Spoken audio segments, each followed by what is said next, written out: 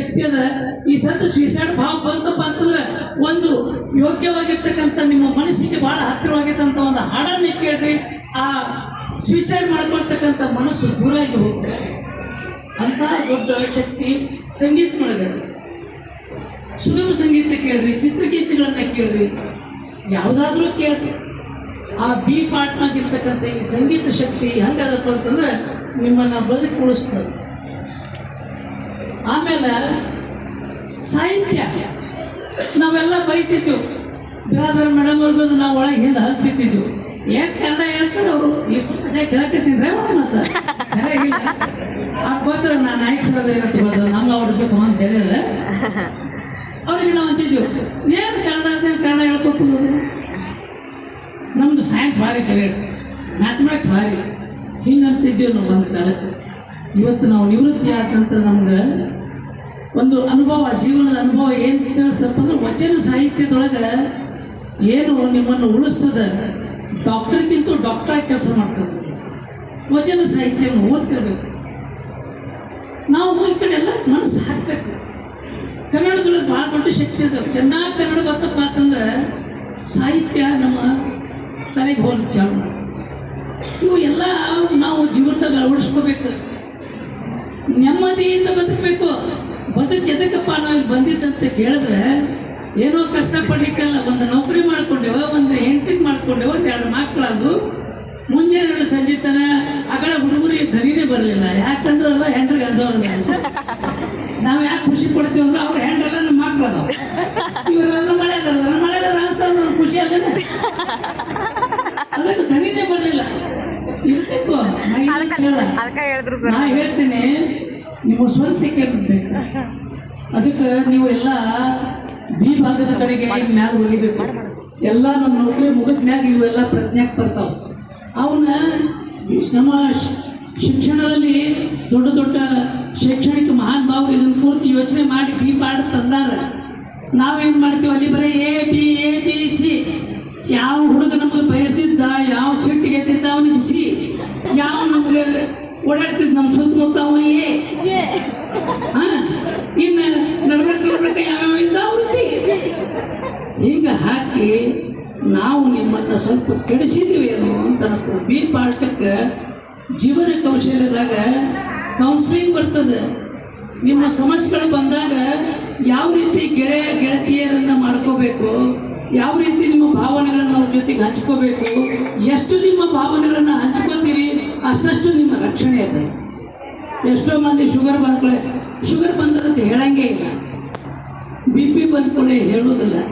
ಯಾಕೆ ಅವೆಲ್ಲ ಹೇಳ್ಬಾರ್ದ್ರಿ, ಗುರುತು ಮಾಡಬಾರ್ದ್ರಿ. ಗುರುತು ಮಾಡೋದ್ರಿಂದ ಭಾಳಷ್ಟು ಲಾಭ ಇದೆ. ಗುರುತು ಮಾಡಲಿಲ್ಲ ಅಂತಂದ್ರೆ ಗುಮ್ಮನ ಗುಸಕ್ಕಾಗಿ ಅದು ಶುಗರ್ ಗಪ್ಪತ್ತೆ ಒಯ್ದ್ಬಿಡ್ತದೆ. ಅವ್ರು ಯಾರ ಬಂದು ಹೇಳ್ಕೊಳಿಲ್ರಿ, ಕೇಳ್ಕೊಳಿಲ್ರಿ, ಹ್ಯಾಕ್ ಮಕ್ಕೊಂಡಿದ್ರೆ ಹಂಗ ಬಾದ್ರಿ ಇದು ಆಗ್ತದೆ. ಅದಕ್ಕೆ ಭಾವನೆಗಳನ್ನು ಹಂಚ್ಕೊಳ್ತಕ್ಕಂಥದ್ದು ಭಾಳ ಮುಖ್ಯದ. ಒಳ್ಳೆಯ ಸ್ನೇಹಿತರನ್ನ ಮಾಡ್ಕೊಡ್ರಿ. ಸ್ನೇಹಿತರು ಹೆಂಗವ್ರು ಇರ್ಬೇಕಂದ್ರೆ ಸಂಜೆ ಕೂಡುವಂಥವ್ರು ಇರಬಾರ್ದು. ಸಂಜೆ ಕೆಂದರೆ ಮಕ್ಕಳು ಡೈಲಿ ಸಂಜೆ ಕೂಡೋರು ಇರಬಾರ್ದು. ಆಮೇಲೆ ಬರೇ ಟಂಗ್ ಟಂಗ್ ಟಂಗ್ ಅದೇ ಸಂಬಳ ಬರಬಾರ್ದು. ಜರ ಭಾವದ ಸಂಬಳ ಬರ್ಬೇಕು. ಭಾವಪೂರ್ಣ ಸಂಬಂಧ ಇರಬೇಕು. ನಾವು ಯಾಕೆ ಇದ್ರೂ ಭಾವಪೂರ್ಣ ಸಂಬಂಧ ಅದ ನಮ್ಮ ಜೀವನದಾಗ. ನಮ್ಮ ಮನಸ್ಸಿನಾಗ ಏನು ತೊಂದರೆ ಆಗ್ತದೆ ಹೇಳ್ಕೊಂಡ್ರೆ ಯಾರೋ ಒಬ್ಬರ ಕಡೆ ಅದನ್ನು ಪುತ್ರ ಸಿಗ್ತದೆ. ಇದರಿಂದ ಇದು ನೀವು ಹೇಳ್ತೀನಿ, ಏನು ಜೀವನದ ನಾನು ಭಾಳ ಮಾತಾಡೋದಾಗ್ತೇನೋ ಅಂತ ಅನಿಸ್ತದೆ. 5 ನಿಮಿಷ ಮುಗಿಸ್ತೀನಿ. ಈಗ ಇದೇನು ಜೀವನ ಅಂದ್ರೆ ನಿಮ್ಮದು, ನೀವೆಲ್ಲರೂ ಸೇಫ್ ಅಂತ ತಿಳ್ಕೊಬೇಡ್ರಿ. ನಾ ಈ ಮಟ್ಟಕ್ಕೆ ಬಂದೀನಿ, ಈಗ ನನ್ನ ಲೈಫು ಸೇಫ್ ಅಲ್ಲ. How much my mind is strong, sometimes it becomes very weak. Weak is the weakest is the strongest and the strongest is the weakest ಅಂತ ಹೇಳ್ತಾರೆ. ಇದಕ್ಕೆ ಎಕ್ಸಾಂಪಲ್ ಅಂದ್ರೆ ಹಿಟ್ಲರ್ ಒಂದು ಮಾತು ಏನಂತಾನೆ ಅದನ್ನು ಮಾಡೇ ಬಿಡ. ನೋಡ್ರಿ, ಒಬ್ಬ ವೀಕ್ ಮೈಂಡ್ ಇದ್ದವ ಆತ್ಮಹತ್ಯೆ ಮಾಡ್ತಾನೆ, ಧೈರ್ಯ ಸಾಲುದಲ್ಲ. ಒಂದ್ಸಲ 10 ಸಲ ವಿಚಾರ ಮಾಡಿ ಕಡೆಗೆ ಯಾರಿಗೋ ಭೇಟಿಯಾಗಿ ಏನೋ ಹೇಳ್ಕೊಂಡು ತೊಂದರೆ ಮಾಡಿ ಅವ್ನ ಕಡೆಗೆ ಹಾಕ್ಬಿಡ್ತಾನೆ. ಆದರೆ ಹಿಟ್ಲರ್ ಅಂತವ ಒಂದು ಡಿಸಿಷನ್ ತೊಗೊಂಡಂದ್ರೆ ಶೂಟ್ ಮಾಡ್ಕೊಂಡು he died with his own bullet. ಅದಕ್ಕೆ ಆವಾಗ strongest is the weakest, weakest is the strongest ಅಂತ ಆಗ್ತದೆ. ಅದಕ್ಕೆ ಯಾವಾಗ ಯಾವ ವೀಕ್ ಆಗ್ತದೆ ಸ್ಟ್ರಾಂಗ್ ಆಗ್ತದೆ ಗೊತ್ತಿಲ್ಲ. ಅದಕ್ಕೆ ನೀವೇನು ಮಾಡಬೇಕು, ಸಂಗೀತ ಕಡೆ ಒಂದಿಷ್ಟು ತೋರಿಸ್ರಿ, ಒಂದಿಷ್ಟು ವ್ಯಾಯಾಮಗಳನ್ನು ಮಾಡಿರಿ. ನಿಮ್ಮ ವಯಸ್ಸಿಗೆ ತಕ್ಕ ಹೇಳ್ತಾ ಇದ್ದೀನಿ. ಒಳ್ಳೆ ನಿದ್ರೆ ಮಾಡಿರಿ, ಚೆನ್ನಾಗಿ ಊಟ ಮಾಡ್ರಪ್ಪ. ಊಟ ಮಾಡಕತ್ತಾಗ ಯಾರ್ಯಾರ ನೆನಪು ಮಾಡ್ಕೊಂಡು ಕೂಡ್ಬೇಡ್ರಿ. ಹಿಂದೆ ಅವನ ಮಗ ನನಗೆ ಹಿಂಗೆ ಬೈದಿದ್ದಲ್ಲ, ಅವನ ಹೇಳ್ಬಾರ್ದ ತನ್ಕೋತ ಊಟ ಮಾಡಿದ್ರೆ ಅದ್ರೊಳಗೆ ಹೋಗಿದ್ದು ವಿಷಯ ಆಗ್ತದೆ. ಆ ಕಾರಣಕ್ಕಾಗಿ ನೀವೆಲ್ಲ ಊಟ ಮಾಡಬೇಕು, ಊಟನೇ ಮಾಡಬೇಕು, ನಿದ್ದೆ ಮಾಡಾಗ ನಿದ್ದೆನೇ ಮಾಡಬೇಕು, ವ್ಯಾಯಾಮ ಮಾಡಬೇಕು ಕಂಪಲ್ಸರಿ. ಇದೆಲ್ಲಕ್ಕಿಂತ ಹೆಚ್ಚಿಗೆ ಮೆಡಿಟೇಷನ್ ಮಾಡಬೇಕು, ಧ್ಯಾನ ಮಾಡಬೇಕು. ಅದಕ್ಕೆ ಭಾಳಷ್ಟು ಜನ ಸ್ವಾಮಿಗಳು ಪಿಜ್ಜಾವನ್ನು ಅಂತೇಳಿ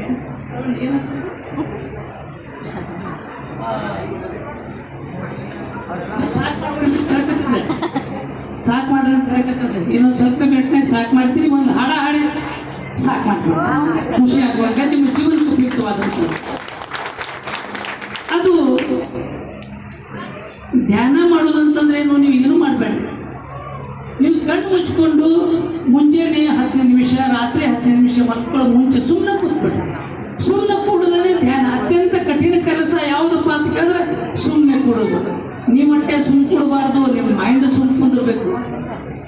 ಕಣ್ಣು ಮುಚ್ಕೊಂಡು ಒಂದು ವಸ್ತುವಿನ ಮೇಲೆ ನೀವು ಗಮನ ಇಟ್ಟು ಸುಮ್ಮನೆ ಕೊಡೋದು ಕಲ್ತಂತಂದ್ರೆ ಅದು ಹೇಗಾಗ್ತದಪ್ಪ ಅಂದ್ರೆ, ನಮ್ಮ ವಿಜ್ಞಾನ ಪ್ರಕಾರ ಹೇಳೋದಂತಂದ್ರೆ, ಒಂದು ಮೀನು ಮಸೂರದೊಳಗೆ ಸ್ಕ್ಯಾಟರ್ ಆಗಿರ್ತಕ್ಕಂಥ ಲೈಟನ್ನು ಒಳಗೆ ಕಳಿಸಿದ್ರೆ ಅದು ಹೆಂಗೆ ಒಂದು ಸ್ಟ್ರಾಂಗ್ ಬೀಮ್ ಆಗಿ ಹೊರಗೆ ಬರ್ತದೆ, ಅದರಿಂದ ಹೆಂಗೆ ಪೇಪರ್ ಸುಡ್ತದೆ, ಎಷ್ಟು ಸ್ಟ್ರಾಂಗ್ ಆಗ್ತದೆ, ಆ ರೀತಿ ನಮ್ಮ ಮೈಂಡ್ ಸ್ಟ್ರಾಂಗ್. ಇದರಿಂದ ನಾವು ಇಂಥ ಆತ್ಮಹತ್ಯೆ ಯೋಚನೆಗಳು ಬರೋದಿಲ್ಲ. ಅದು ಮಾಡಬೇಕು. ಇದನ್ನು ಮಾಡ್ಕೋತ ನಿವೃತ್ತಿ ಸಮಯಕ್ಕೆ ಬಂದು ಕೂಡ ನಿಮ್ಮ ಮನಸ್ಸು ತಾನೇ ತಿರುವಿ ಭಗವಂತನ ಕಡೆ ಒಲಿತದೆ.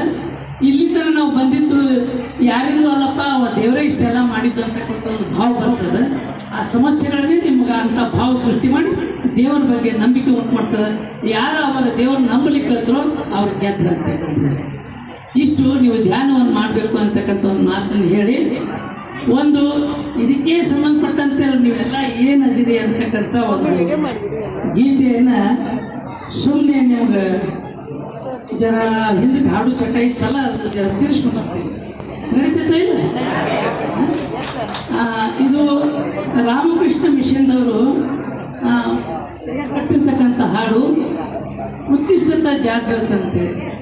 ಉತ್ತಿಷ್ಠತಾ ಜಾಗೃತ ಅಂದರೆ ನೀವು ಜಾಗ್ರವಾಗಿ ಉನ್ನತ ಹಾದಿಗೆ ಹೇಗೆ ಹೋಗಬೇಕು ಅನ್ನೋದನ್ನು ಹೇಳ್ತದೆ. ಅದನ್ನು ಸ್ವಲ್ಪ ನಾನು ತೋರಿಸ್ತೇನೆ. ಉತ್ತಿಷ್ಠತ ಜಾಗೃತ ಮನುಜ, ಉತ್ತಿಷ್ಠತ ಜಾಗೃತ, ಗುರಿಯನ್ನು ಸೇರುವವರೆಗೂ ನೀ ಅರಕ್ಷಣ ನಿಲ್ಲದೆ ಮುನ್ನಡೆಸಗನೆ. ಉತ್ತಿಷ್ಠತ ಜಾಗೃತ ಮನುಜ, ಉತ್ತಿಷ್ಠತ ಜಾಗೃತ. ನಿನ್ನೆಯ ಗುರಿಯು ಆತ್ಮದರುಶನ, ನಿನ್ನೊಳಗೆ ಇದೆ ಆರತುನ. ನಿನ್ನೆಯ ಗುರಿಯು ಆತ್ಮದರುಶನ, ನಿನ್ನೊಳಗೆ ಇದೆ ಆರತುನ. ಬನ್ನ ಪಡುತ್ತ ಈ ಕ್ಷುದ್ರ ಜೀವನದಿ ಇನ್ನು ತೊಳಲದಿರು ಮುನ್ನಡೆಸಗನೆ. ಉತ್ತಿಷ್ಠತ ಜಾಗೃತ ಮನುಜ, ಉತ್ತಿಷ್ಠತ ಜಾಗೃತ. ಈಗ ಆತ್ಮಹತ್ಯೆ ಮಾಡ್ಕೋತಾರಲ್ಲ, ಅವ್ರಿಗೆ ದೇಹ ಅಂದ್ರೆ ಏನಂತ ಈಗ ಹೇಳ್ತಾರೆ ನೋಡ್ರಿ. ಮಮತೆಯ ಈ ದೇಹವೇ ನೀನೆಂದು ಭ್ರಮಿಸಿದರೈನಿ ಎಂದೆಂದು. ಮಮತೆಯ ಈ ದೇಹವೇ ನೀನೆಂದು ಭ್ರಮಿಸಿದಿರೈನಿ ಎಂದೆಂದು.